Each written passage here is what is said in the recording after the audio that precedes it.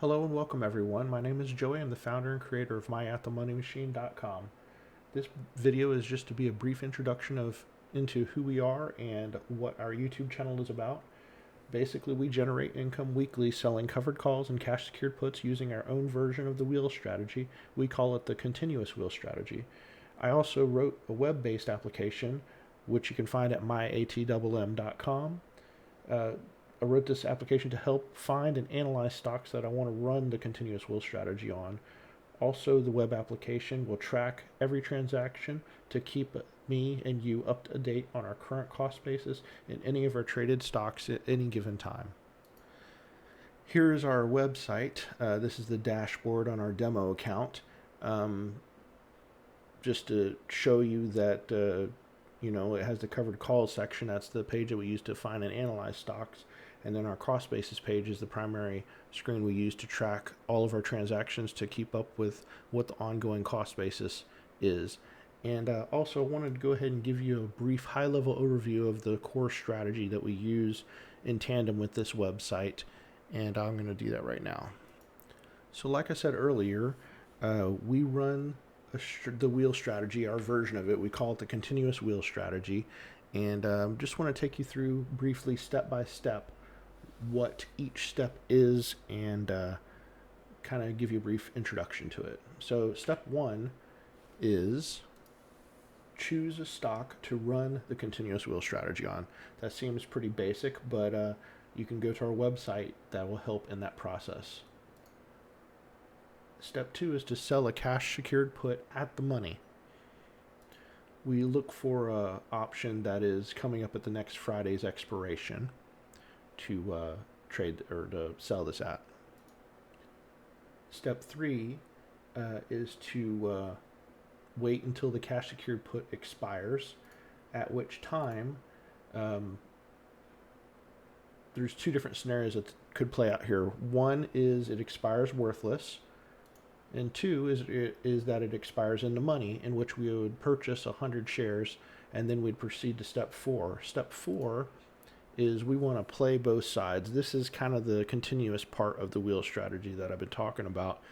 By play both sides, what I mean is step 4A is we sell a covered call at cost basis. This is pretty traditional.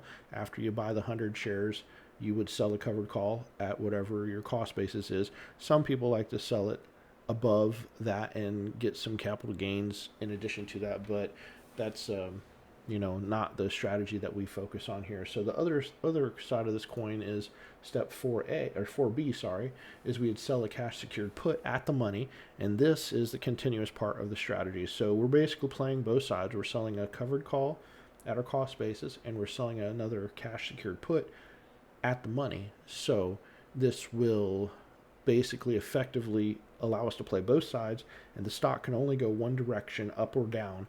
So one of these sides is going to win every single week. We do this weekly, selling it at the same expirations. The next step is when step 4A, the covered call side, expires. So again, there's two different scenarios that can play out here with this side. Is 5A, it expires worthless. If it does expire worthless, then we just repeat step 4A when we sell another call at our cost basis. Step 5B is where the covered call side expires in the money, which means the stock price went above what our strike price was. So now we are obligated to sell those 100 shares, the 100 shares that we purchased from step 3B, and we proceed to step 2. We start the process all over again.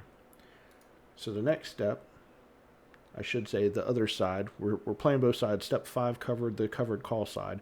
Step 6 is the cash secured put expiration side, which is from step 4B. Again, there's two different scenarios here.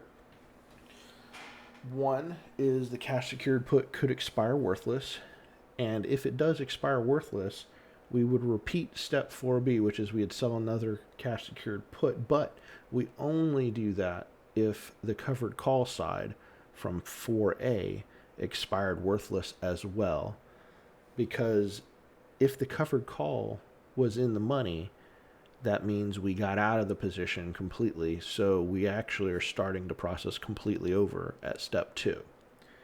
But focusing on step 6, if the cash secured put side expires in the money, which is 6B, then we would actually purchase another 100 shares. In doing so, this will lower our cost basis, our overall cost basis, and then we would proceed to step 4B, which is to sell another cash secured put at the money. So the web application helps us do this process and track what our ongoing cost basis is, so we know what our cost basis is at any given time. So as you've run the continuous wheel strategy multiple times, you may or may not have bought more shares of this stock from cash secured puts expiring in the money. So on the website, you'll actually see a place where we're tracking the cost basis without premium, and we're also tracking the cost basis with premium. And furthermore, in addition to that, we also can see what our cost basis would be if our puts that we're selling expired in the money as well. So we could see what it would be lowered down to. So let me briefly just show you that. So here we are again on the website, myatwm.com, and I wanted to find a place where I could show you what I was talking about. So if you come over to the cost basis screen, a stock that we've been playing in our demo account is Marvel, and I believe this last week, I actually was able to place a covered call and a cash secured put, because we basically, this is simulating step, let's see, what step was that? It was the first step where we had sold a cash secured put. So step 3, the cash secured put expired in the money, which is 3B.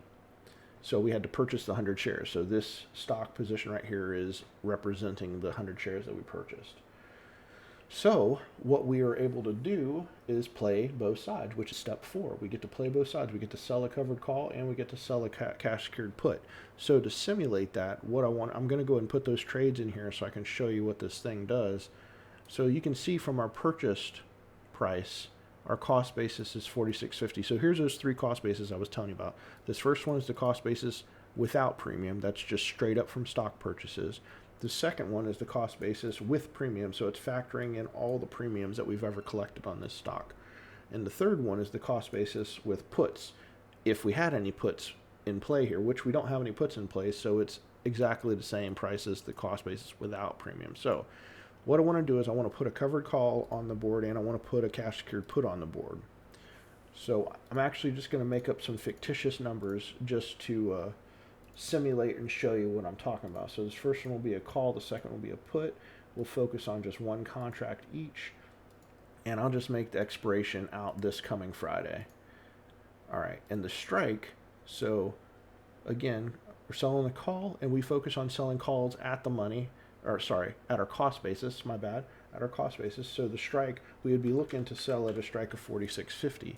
And the price we got for that, and I think the last time I traded this in our demo account, it was like 105 or something like that. And the at the money, and this is kind of neat because I can kind of see, because this thing also shows us the last price that this stock traded at was $44.55. So I could probably sell at the money, which would probably be a $44.50 if they're selling in 50-cent increments, or it might be a $44 if they're only selling in dollar increments. So I'm going to do $44.50, and I think I got 60. Hold on. I think this was reversed. I think this was actually 63. We didn't get that much because this is like a couple bucks above what it's trading for, so that makes sense. And then this at the money one was more. It was like $1.05 or something. All right, so you can see that these are loaded and ready. They're draft positions. They're ready to be saved, and when we do, they'll be calculated and accounted for. So I'm going to click save on this covered call. This probably isn't going to change these numbers any. So click save, and okay, so it did save this. Oh, it's because this came from the puts. Okay, so let me click save on that too. Okay. All right, so it kind of registered both transactions preemptively. All right, so both of these are saved. The put saved, the call saved, and we can see now that the shares from puts are calculated here, and also the collateral that is in play is also showing here. And now you can see, again, the cost basis without premium is still the same because that shouldn't have changed. The premium one shouldn't have changed either. But now we are seeing what our new cost basis would be if these puts expired in the money. Meaning if at expiration at this Friday, if it expired below 44.50, meaning the stock price went below 44.50 at expiration, then we'd be obligated to purchase these stocks. And if we did indeed purchase those stocks because of the expiration, which we would have to, our new cost basis would be 45.50. And why is this important? This is important because now when we go to sell a covered call again against not only the first 100 shares but the second 100 shares, our overall cost basis would then be 45.50, meaning we wouldn't have to sell a covered call like we did right here. We had to sell 46.50 because that's what our cost basis was. Now instead we can drop it a whole dollar lower and sell a covered call at 45.50 instead.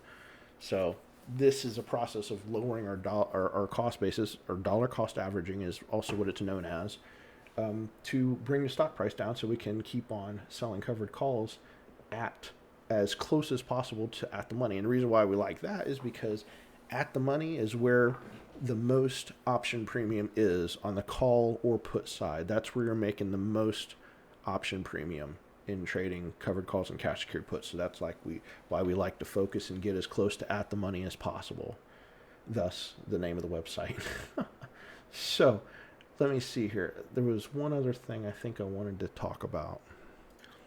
Yeah, I remembered what it was. So I had previously shown you this 809 overalls because in our demo account, we've been trading this one since the beginning of January. So about a month, close to a month and a half so far. And we've already collected $809 in premium on it. But one thing I wanted to show you is we put this call and put on the board. However, we didn't add anything to this premium, and that's because we didn't record there's a transaction history at the bottom of this page that basically tracks all of the true transactions that have happened. Up here is just showing the positions that are in play just to kind of track them, and when they get rolled or expired or assigned, you can actually do stuff here with them to track that as well. But down here is where you actually affect like the premium collected and any stock purchases or assignments that happen. And so here are the proposed records. You could type it in manually yourself, but I like to use these helper methods here, or these helper functions here, because it makes it easier. And we're not going to focus on commission or fees right now because this is just a demo high level kind of thing. So we are pulling in theoretically $63 and $105 in premium. So what I want to do is go ahead and track those. So before I save these, I want to just let you know. So we're setting at 809. We're setting at 38.41, right? So 809, 38.41. So let's go ahead and save these two, and I'm going to show you what it does. It changes those numbers up there. So we save the first one. We save the second one. Now we come back up. And now instead of 38.41, our cost basis with premium has lowered all the way down to 36.73. And our overall premium that we've collected has increased to $977. So that's cool. We're collecting more. We're making more money on this stock, and this number is good to know because it's nice to know your overall cost basis. And if something drastically went wrong, like you had to liquidate your stocks or you had to get out of a position, and you would know the number you're looking for to get out of this stock break even. So if I wanted to get out of this stock completely break even at some point due to whatever bad news came out, or there's just something in your life and your situation where you have to liquidate your stocks, you have to get out of position, this makes it easier to know.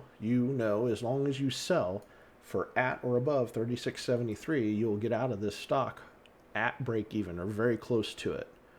So we focus on this number for making money, for keeping the cash flow. We focus on this number if we want to get out of the stock and break even. The funny thing about it is the longer and longer you do this wheel strategy, at some point this number here will go zero or negative, because you will basically effectively be getting the stock for free because you've collected so much premium from it over time. And that is truly awesome to see the results from this strategy. So I want to thank you for watching, and thank you for taking a look at my channel and giving our web application a shot. Like and subscribe if you haven't already, and go out today to myatmm.com and get your free account.